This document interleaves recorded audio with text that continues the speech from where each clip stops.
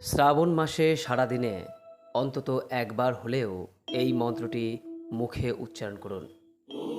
রোগ, ব্যাধি, অকাল মৃত্যু এবং কোনো প্রকার বিপদ আপনার ধারে কাছে ঘেঁষতে পারবে না।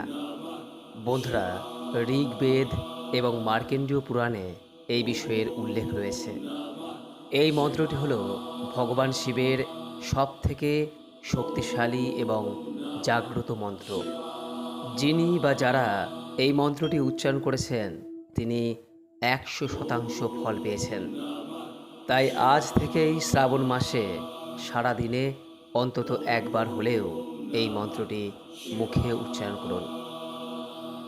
মন্ত্রটি কি, কিভাবে এটি জপ করতে হয় এবং কখন জপ করতে হয় তা আজ এই ভিডিওতে আপনাদের সামনে বিস্তারিত আলোচনা করব। আশা করি দর্শক বন্ধুরা এই ভিডিওটি আপনাকে সমৃদ্ধ করবে। নমস্কার দর্শক বন্ধুরা, অমৃত কথা এই চ্যানেলে জানাই আপনাদের সুস্বাগত। ভারতীয় দর্শন, শাস্ত্র এবং বিভিন্ন দেবদেবীর পূজা অর্চনা পদ্ধতি এই চ্যানেলের মূল আলোচনার বিষয়বস্তু। বন্ধুরা, শ্রাবণ মাস হলো ভগবান শিবের মাস। এই মাসে প্রত্যেক সোমবারে আমরা ভগবান শিবের পূজা করে থাকি, তার উদ্দেশ্যে ব্রত রাখি। কিন্তু বন্ধুরা, আপনি কি জানেন যে এই শ্রাবণ মাসের প্রতিদিন যদি ভগবান শিবের এই শক্তিশালী মহামন্ত্রটি জপ করা যায় তাহলে সবথেকে বেশি সুফল লাভ করা যায়। এই মন্ত্রকে বলা হয় মহামৃত্যুঞ্জয় মন্ত্র। এই মন্ত্র সম্পর্কে কম বেশি আমরা প্রায় সকলেই পরিচিত। ঋগ্বেদে এবং মার্কেন্ডীয় পুরাণে এই মহামন্ত্রের উল্লেখ রয়েছে।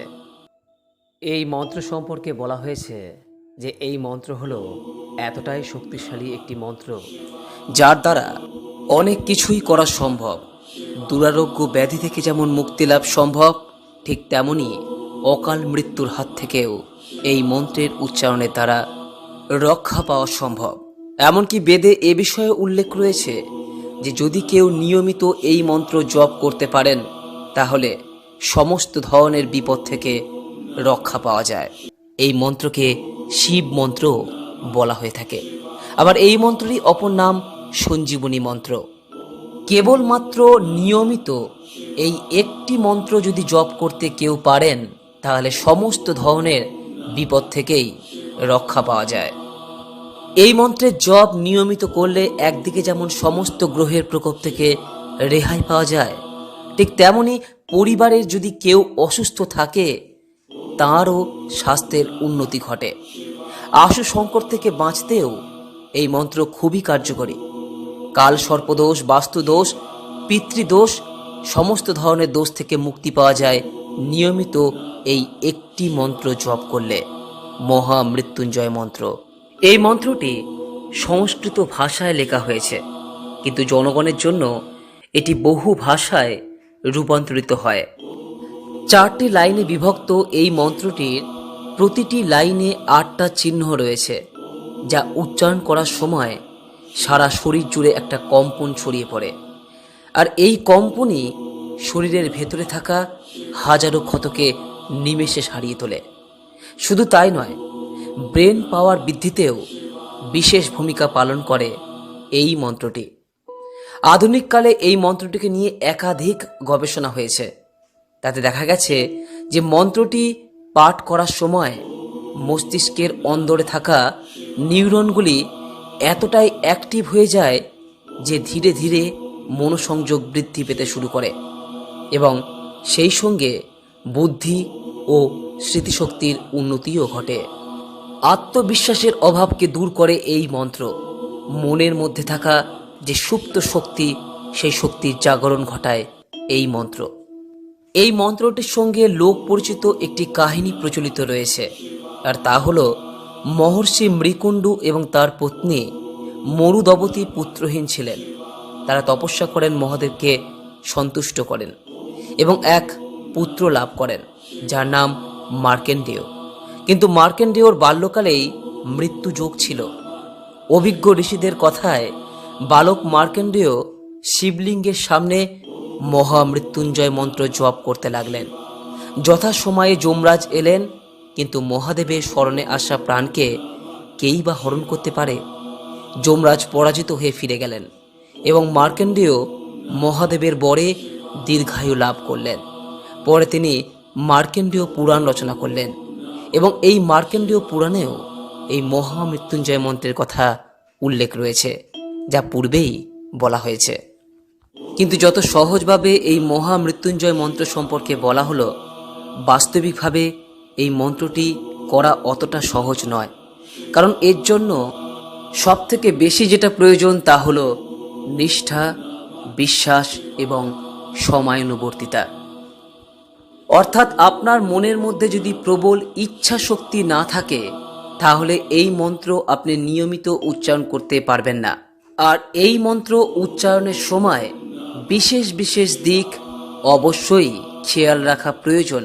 তাই আপনি যদি মনস্থির করে নেন যে এই মন্ত্রটি আপনি উচ্চারণ করবেন নিয়মিত, তাহলে এই সমস্ত বিষয়গুলি অবশ্যই খেয়াল রাখুন এবং এইগুলি করার মধ্য দিয়ে আপনি মন্ত্রটি উচ্চারণ করুন। মন্ত্রটি উচ্চারণ করার পূর্বে সবার প্রথমে আপনাকে সকালে স্নান করে তবেই কিন্তু এই মন্ত্রটি উচ্চারণ করবেন। স্নানের পূর্বে কখনোই কিন্তু মন্ত্রটি উচ্চারণ করবেন না। স্নান সম্পন্ন হয়ে যাওয়ার পরই এই মন্ত্রটি উচ্চারণ করার জন্য প্রথমে মনকে স্থির করবেন। এই মন্ত্র রুদ্রাক্ষের মালার সঙ্গে যদি জপ করতে পারেন, তাহলে সবথেকে বেশি সুফল পাওয়া যায়। আর তা যদি না পেয়ে থাকেন, তাহলে সেক্ষেত্রে হাতের কোড়ে গুণেও আপনি এই মহামৃত্যুঞ্জয় মন্ত্রটি জপ করতে পারেন। তাই সম্ভব হলে অবশ্যই চেষ্টা করুন রুদ্রাক্ষের মালা সংগ্রহ করতে।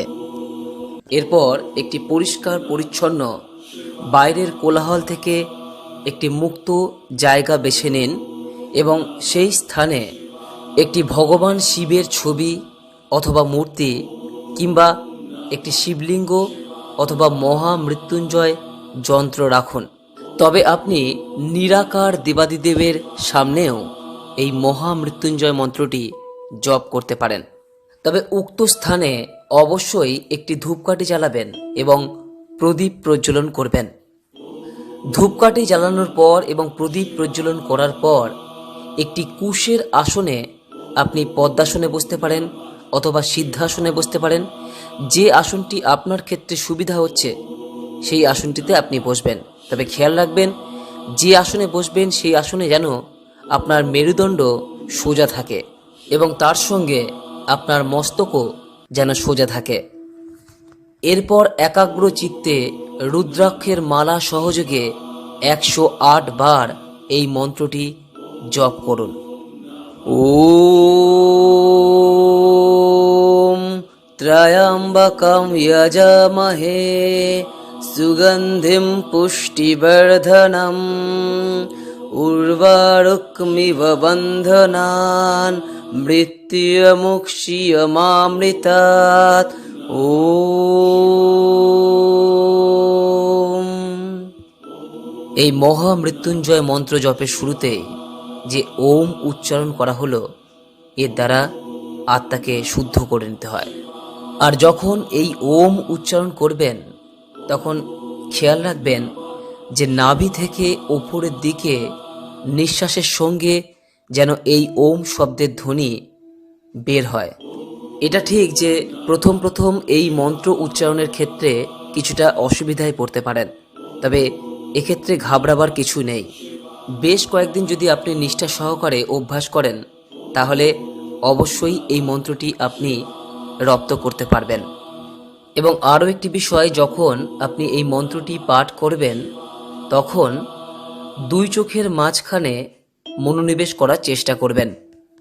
প্রথম 108 বার এই মন্ত্র জপ করা একটু কষ্টসাধ্যই মনে হবে, কিন্তু একটা সময় পর গিয়ে দেখবেন যে খুব সহজেই আপনি 108 বার এই মন্ত্রটি পাঠ করতে পারছেন এবং দেখবেন উচ্চারণের ক্ষেত্রেও অনেক সংশোধন করে ফেলেছেন। তবে প্রথম যদি 108 বার করতে অসুবিধা হয়, তাহলে সেক্ষেত্রে আপনি 3 বার দিয়ে শুরু করুন এবং তারপর ধীরে ধীরে এর সময়সীমা আপনি বাড়াতে পারেন। আর যদি একান্তই প্রথম দিকে উচ্চারণের ক্ষেত্রে অসুবিধা বোধ করেন, তাহলে প্রথম আপনি মন্ত্রটি ভালো করে শুনুন এবং শোনার সময় চেষ্টা করুন 108 বার এই মন্ত্রটি শুনতে। কারণ এই মন্ত্রটি উচ্চারণের দ্বারা যতটা সুফল পাওয়া যায়, ততটা না হলেও অনেকটাই কিন্তু সুফল পাওয়া যায় এই মন্ত্রটি শ্রবণের দ্বারাও। তাই প্রথম এই মন্ত্রটি শুনে মন্ত্রটির উচ্চারণ পদ্ধতি শিখুন এবং তারপর আপনি মন্ত্রের উচ্চারণ করুন। এবং আরেকটি বিষয়, মন্ত্রের উচ্চারণে যদি কোনো ভুল ত্রুটি হয়, সেক্ষেত্রে ক্ষতির কোনো সম্ভাবনা নেই। আপনি চেষ্টা করছেন, এটাই সবথেকে বড় বিষয়। নিয়মিত মাত্র 21 দিন মন্ত্রটি জপ করুন, তারপর থেকেই ধীরে ধীরে এর ফল আপনি পাবেন। ভিডিওটি আজ এখানেই শেষ করলাম। নমস্কার, ধন্যবাদ। ঈশ্বর আপনার মঙ্গল করুক।